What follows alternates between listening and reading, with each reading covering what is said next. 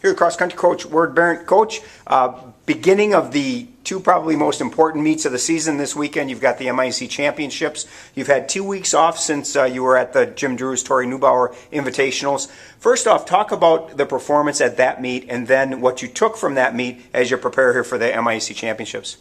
From the lacrosse meet, it was actually those who performed well performed really well. It's kind of fun to see some of the people step up in the progression on it.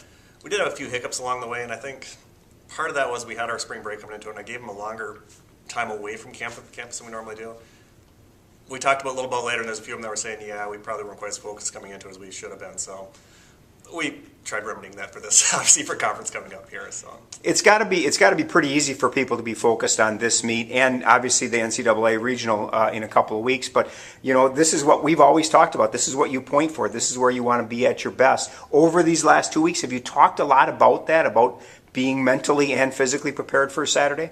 Yeah, this team, actually, this is the first year, actually talked to the team about it, that we've been able to talk about openly without people being anxious. It's like people are excited about this now. It's not sort of a anxious, oh God, I hope we do well. It's, you know what, we know what we got. We're going to come forward with it. We're going to put our best foot forward, and they're excited about that. It's not a nervous thing. It's a happy energy moving forward. And not to put any pressure on two of your individuals, but Erin Haley and Katie Stoltz are both returning all conference performers from last year. Really great performances at last year's conference championships. Expectations for this year, we won't put them on the spot, but expectations from the whole men's team. Let's start with them. The one thing I always talk about them, my expectations don't change from meet to meet. It's run the smartest race you can and put the best effort you can forward. And obviously, we adjust what race strategy it is for a race, but this one I think we have another good one coming in. We know the course, we know how to handle it.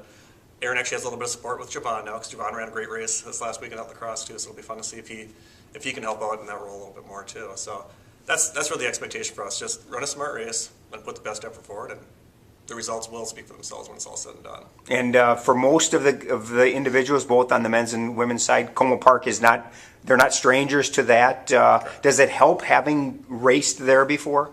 Absolutely. I think it takes about 2 years for athletes to really kind of figure out how to race that course, because it definitely has a certain amount of nuances to it and sharp turns and things you just kind of have to figure out that you don't get opportunities to see other times. So yeah, it helps to have some experience on it, and with a kind of senior and junior heavy teams, that's really going to be helpful for us. You know, you mentioned it there, Coach. Your seniors, you know, this is their last time, and again, you start with Erin and with Katie.